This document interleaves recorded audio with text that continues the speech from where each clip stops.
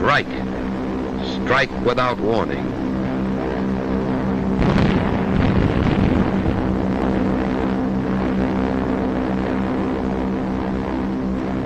Destroy his inadequate air force on the ground. Blast those who escape out of the air.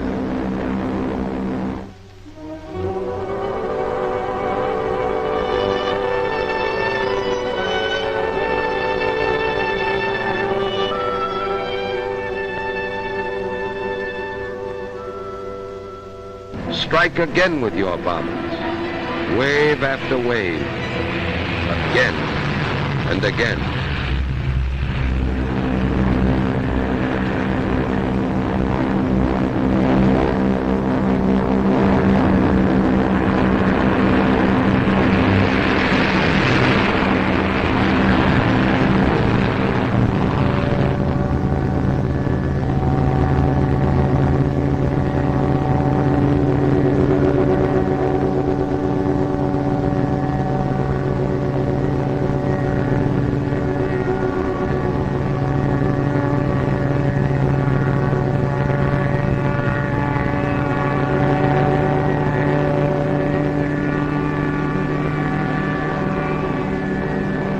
Strike at the railroads, for then the victim cannot mobilize. It cannot move men and supplies. Its armies are isolated.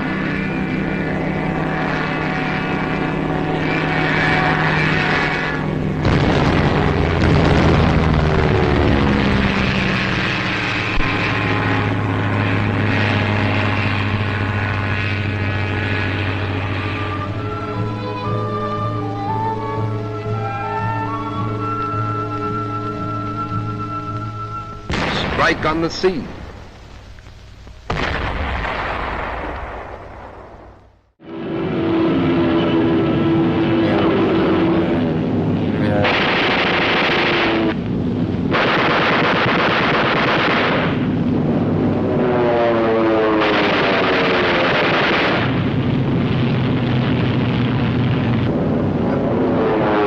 Some of the enemy interceptors are blasted out of the battle zone.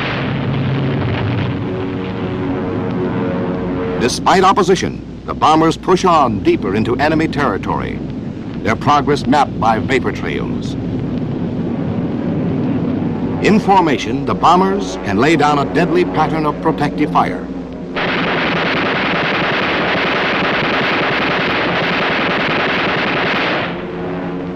Nevertheless, the enemy fighter attacks, plus the anti-aircraft barrage, take their toll.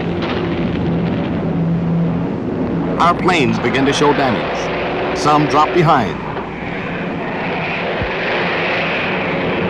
Above the battle, the enemy commander locates the stragglers. His fighters close into the kill. This is called the Big Lead. Look at the battle from the German angle, through German cameras, and see why.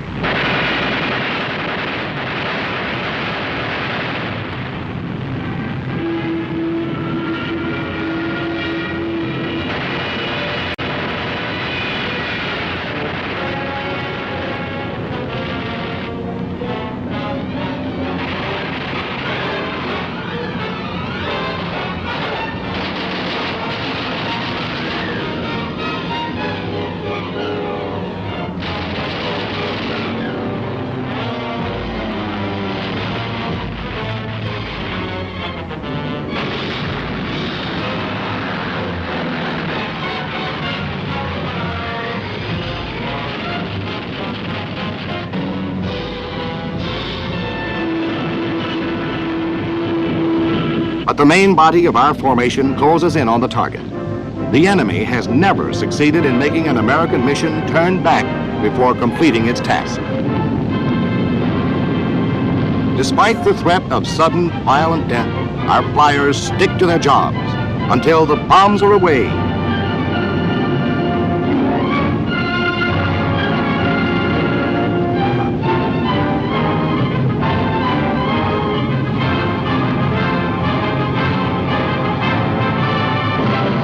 Until the target is destroyed.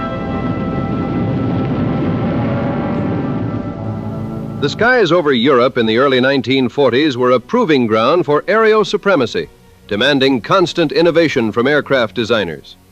Amidst the roaring engines and anti-aircraft fire, a new silhouette emerged from the German hangars, bearing the designation Messerschmitt Me 410 Hornisse, or Hornet. Evolving from the deeply flawed Me 210, which had plagued the Luftwaffe with aerodynamic instability, the 410 was an urgent attempt at redemption.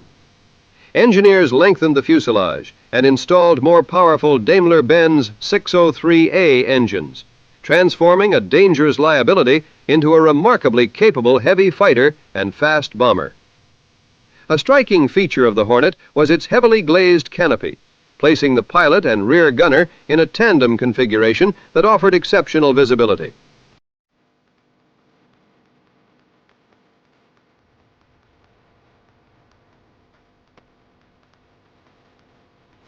The rear gunner controlled an innovative barbette system, aiming remote-controlled machine guns mounted on the sides of the fuselage. This technological leap kept the gunner protected while providing defensive fire against Allied interceptors. Beneath the nose, the aircraft hid a versatile weapons bay. Originally intended to carry up to 2,000 pounds of bombs, this compartment could be adapted to house devastating 50-millimeter cannons, turning the Hornet into a lethal bomber-destroyer, capable of engaging American heavy bombers from well beyond the range of their defensive guns. The Me 410 entered service as the tide of the war was beginning to turn against Germany. It found itself utilized in a multitude of roles, from night fighting to maritime strike and aerial reconnaissance. Its blistering top speed of nearly 400 miles per hour made it a difficult target for early Allied fighters.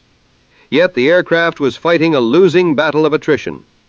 The factories producing them were relentlessly targeted by Allied bombing campaigns, and the skies teemed with increasingly superior enemy fighters like the P-51 Mustang. Despite its sophisticated engineering and terrifying combat potential, the Hornet was overwhelmed by the sheer numbers of the Allied war machine. It remains a fascinating testament to wartime engineering, a machine of desperate ingenuity, built in the twilight of an empire.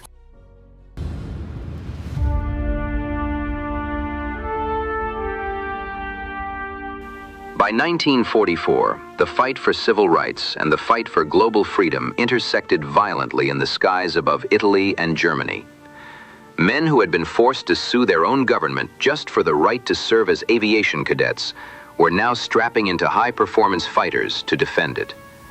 The Tuskegee Airmen fought a grueling two-front war, overcoming systemic racism at home before ever engaging the Luftwaffe's finest interceptors. From harrowing strafing runs over the beaches of Anzio to massive bomber escort missions targeting Berlin, they demonstrated unmatched tactical discipline. During their tenure as escort fighters, they gained immense respect from vulnerable bomber crews who began specifically requesting the Red Tails for protection. Their flawless dedication helped dismantle the Axis war machine and laid the undeniable groundwork for the total desegregation of the military. On the other side of the world, other air forces are spearheading the attack on Tokyo. In December 1943, Cape Gloucester, a projection off the western end of New Britain, was bombed, strafed, and softened up prior to an amphibious landing by the ground forces. In the 2 weeks preceding the H-hour of this D-Day, B-25s flew 511 of the 1,215 sorties against this objective.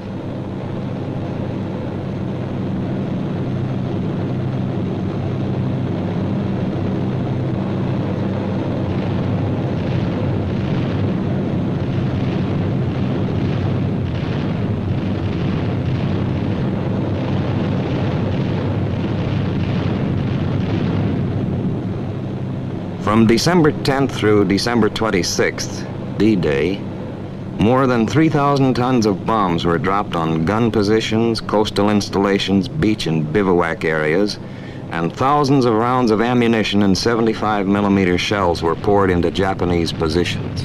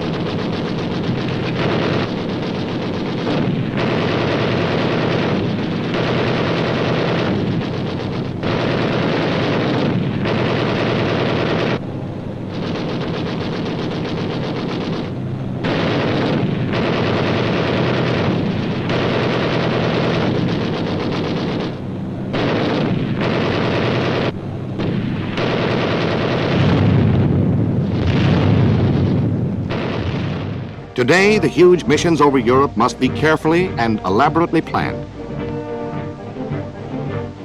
Our flyers can expect any trip to develop into a major air battle. At a dozen scattered airfields, the bombers are assembled and moved to the starting lines.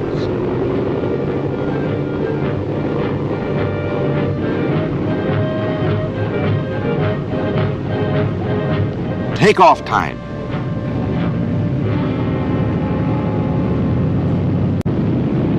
And the imposing forts and Liberators thunder into the gray English dawn.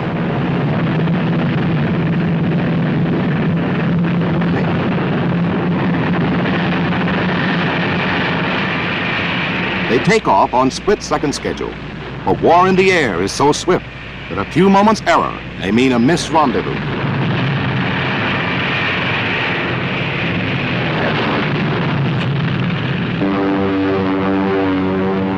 At the fighter fields, Thunderbolts are ready.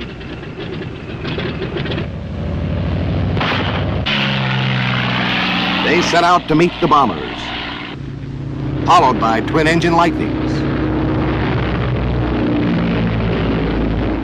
The two groups make rendezvous over the English Channel, and with the fighters patrolling the skies around the bomber formation, the Air Armada moves into enemy territory.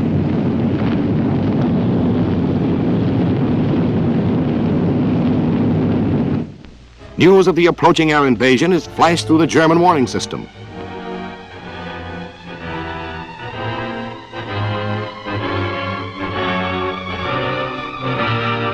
Coastal anti-aircraft batteries fill the skies with high explosives.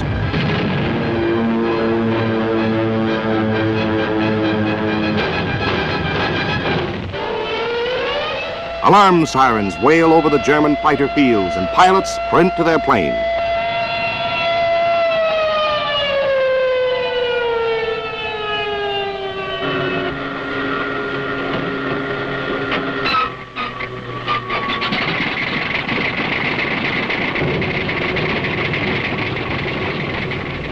In a few minutes, deadly Focke-Wulfs and Me-109s are on their way to challenge our men and planes.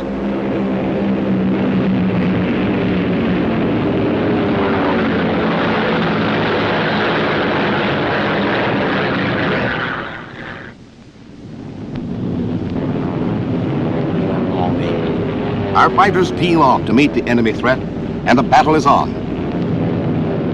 With Okinawa in our hands, we could control the China coast, send swarms of planes to smother Japan.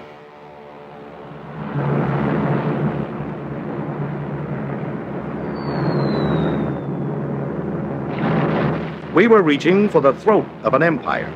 The risk must be taken. On the island of Okinawa, 5,000 miles from San Francisco, the earth shook from a fearful pounding by our ships and planes.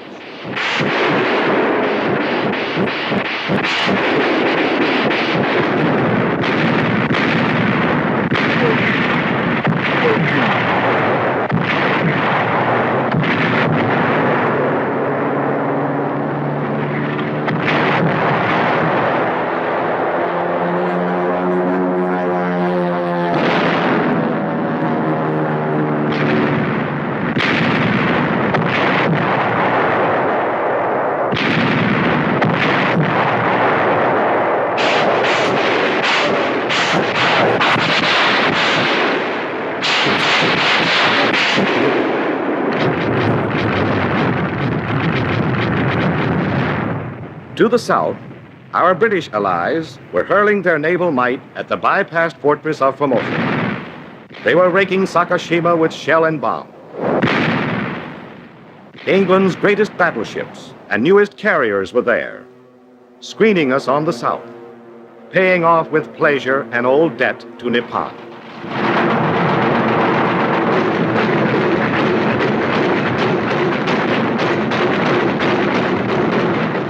On the northern flank, Admiral Mark A. Mitcher's tireless Task Force 58 stepped up its 2-week-old aerial assault on Kyushu and the enemy home islands.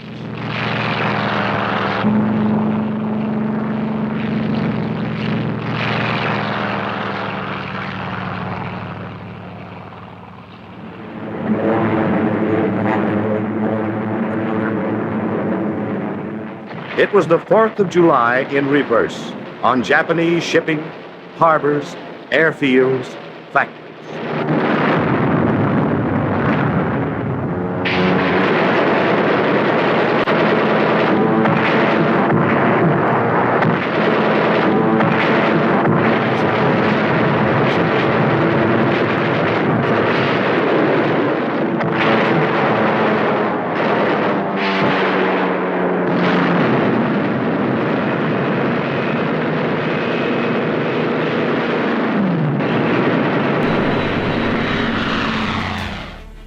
Above the brutal jungles of New Guinea, a unique breed of aviator fought a very different kind of war.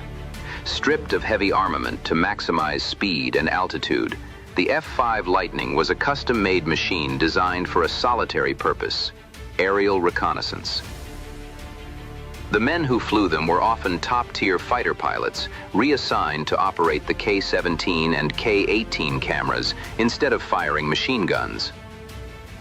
Operating without the comforting protection of a squadron, these lone wolves ventured deep behind enemy lines.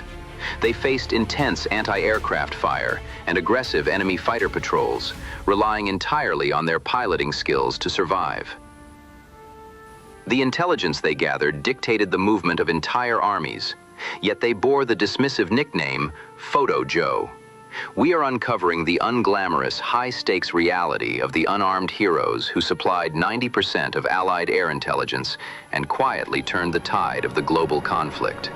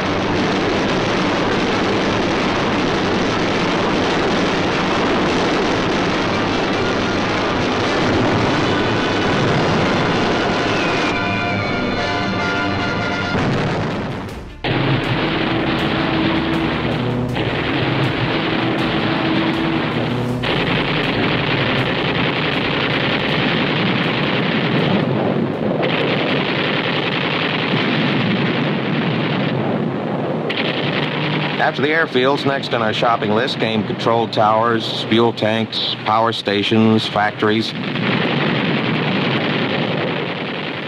I liked the airfields better.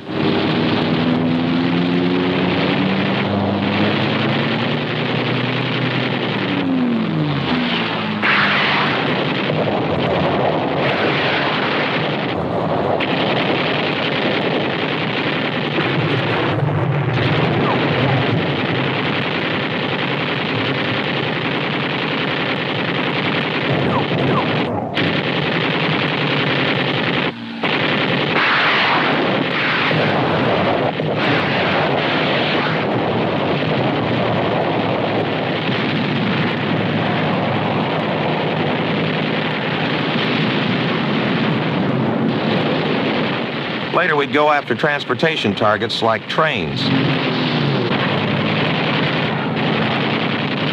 505 from Osaka was sometimes a little late.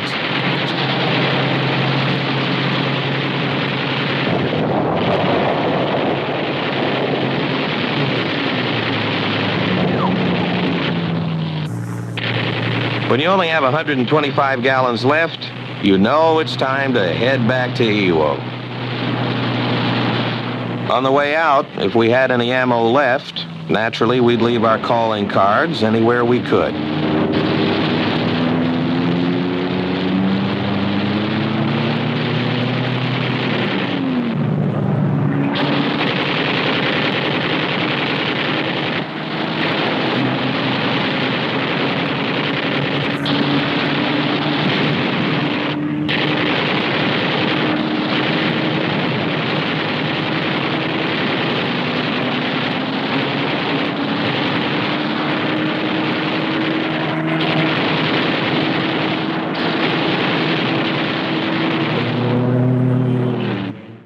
From the silver screen to the silver wings of victory, a new force has awakened across the nation. The call has gone out, not just for machines, but for the men who will master them. And leading the charge is a face known to every moviegoer in America, Lieutenant James Stewart. Hello. Gee, looks like I'm back in the movies again, doesn't it? Trading the comfort of the studio lot for the cockpit of a heavy bomber, he stands before the camera to deliver the most vital performance of his career. This is the story of how a single film, Winning Your Wings, helped build the greatest air armada in history. We see the mighty flying fortress, not merely as a weapon of war, but as a symbol of our national resolve. It is a giant of the skies, demanding a crew of 10 highly trained specialists working in perfect unison. Watch as the barriers to entry are swept away. The old requirements are gone. The Army Air Forces demands only courage, aptitude, and a steady hand. Through the lens of this documentary, we witness the transformation of raw recruits, clerks, mechanics, and students into the navigators, bombardiers, and pilots of tomorrow. The aircraft itself stands as a rugged testament to American production. It is a 4-engine Guardian designed to bring its boys home, capable of absorbing punishment and returning to fight another day. But even the strongest steel requires a guiding spirit. With Lieutenant Stewart pointing the way, thousands have answered the call, looking skyward to join the fight. This is the dawn of a new era in air power, where every man has a role, and every mission brings us one step closer to final victory. Suddenly, overhead appear the carrier-based planes of the United States Pacific Fleet.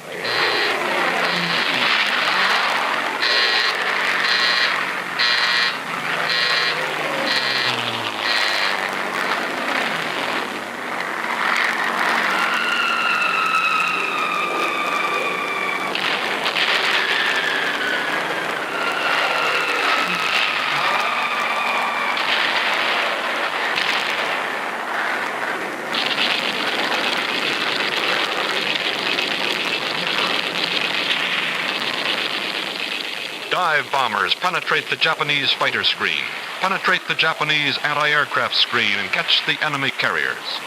5 minutes after the attack begins, 2 great Japanese carriers, Akagi and Soryu, lie broken in the water. 5 minutes after the attack begins, American naval aircraft assert their dominance over the surface ships. The orthodox naval doctrine of a battleship war is destroyed by air power.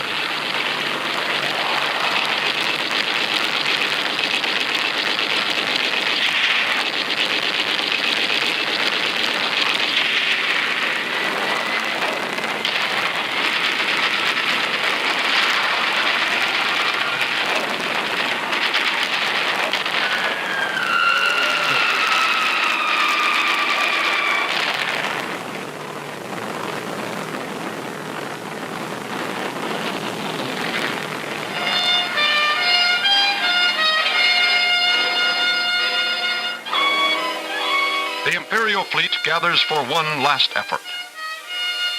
On the enemy carrier, hear you, are the remnants of Japan's first-line naval pilots.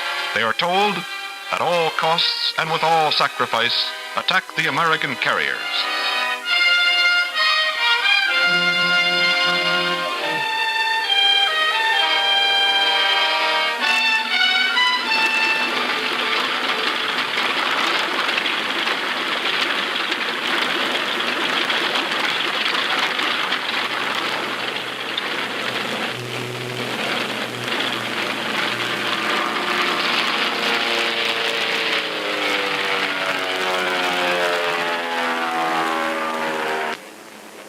Meanwhile, the American planes are returning. 2 American torpedo squadrons have been wiped out, and the survivors, low on gasoline, have difficulty finding their ships. The Japanese planes are only a few miles behind the Americans. It was desired to test and compare local control turrets with the standard remote fire control system used in the B-29. 2 Martin turrets with computer sights and 2 Sperry Ball turrets replaced the remote control guns. Most interesting armament installation is 2 Emerson barbettes installed in the nose. The barbettes are controlled by a GE pedestal sight similar to that used for remote control in the B-29. Satisfactory performance of remotely controlled guns has reduced interest in locally controlled turrets for the B-29. The Pacific Ocean is a battlefield of infinite distance. For years, the enemy believed these waters were a shield, a vast moat protecting their homeland from the fires of war. They were wrong. We are witnessing the culmination of the greatest logistical achievement in history, the conquest of the air over Japan. The instrument of this victory is the Boeing B-29 Superfortress, a machine so advanced it renders all previous bombers obsolete. Consider the engineering marvel sitting on the tarmac of Guam, Saipan, and Tinian. This is the first bomber to offer a fully pressurized cabin, allowing crews to operate at 30,000 feet in shirt-sleeve comfort, free from the cumbersome flight suits and oxygen masks required in Europe. Defensive armament has leaped forward as well. Gone are the days of gunners manually wrestling heavy machine guns against the slipstream. The Superfortress utilizes a revolutionary General Electric central fire control system. Gunners sit in sighting blisters using analog computers to remotely direct 5 turrets, tracking enemy fighters with mathematical precision. It is the most complex aircraft ever mass-produced, a $3 billion gamble that paid off. But the bomber is only half the story. To strike the heart of the enemy, these giants must fly 1,500 miles over open water, face the flak and fighters of the mainland, and return. They do not go alone. From the sulfurous rock of Iwo Jima rise the Little Friends, the North American P-51 Mustangs. These are not the short-range interceptors of the early war. Equipped with drop tanks and the legendary Merlin engine, they fly the longest fighter escort missions ever attempted, a round trip of 7 hours or more. It is a grueling test of pilot endurance, sitting in a cramped cockpit for the duration of a transatlantic flight, only to engage in dogfights over Tokyo. The film you are about to see, The Last Bomb, captures this relentless offensive in vivid technicolor. It documents the sheer scale of the 21st Bomber Command under General Curtis LeMay. You will see the coordination of hundreds of aircraft, the precision of the incendiary raids that dismantled the enemy's war industry, and the final, terrible blow that brought an empire to its knees. This is the reality of modern air power, methodical, overwhelming, and unstoppable.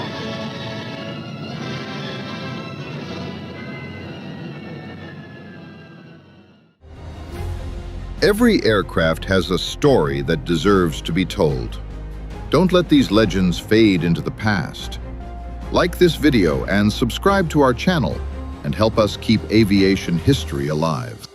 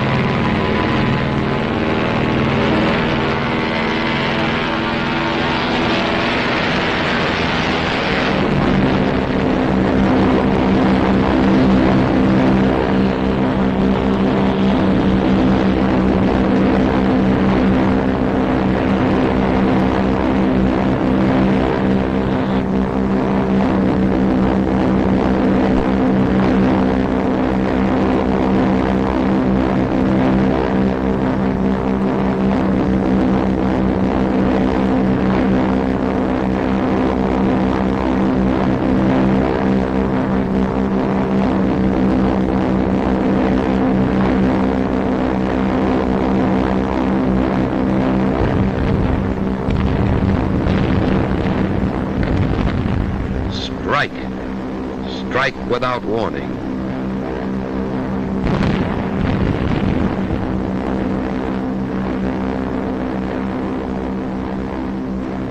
Destroy his inadequate air force on the ground. Blast those who escape out of the air.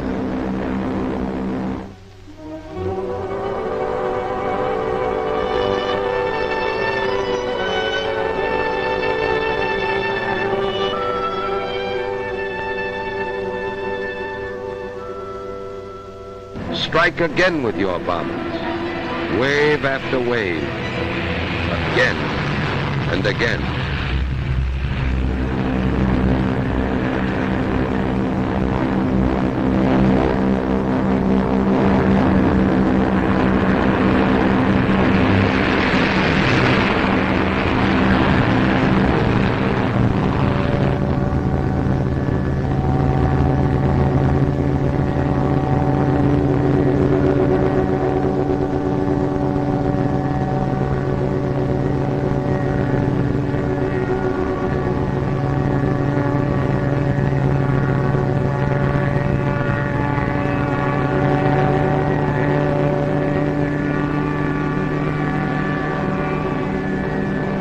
Strike at the railroads, for then the victim cannot mobilize. It cannot move men and supplies. Its armies are isolated.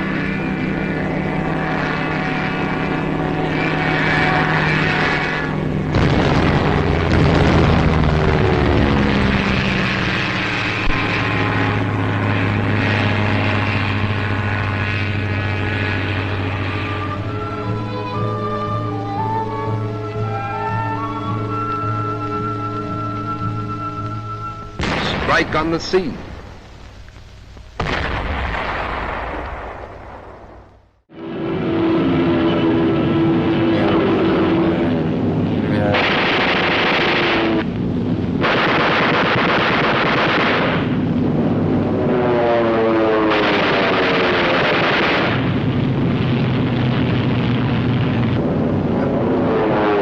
Some of the enemy interceptors are blasted out of the battle zone. Despite opposition, the bombers push on deeper into enemy territory, their progress mapped by vapor trails. In formation, the bombers can lay down a deadly pattern of protective fire.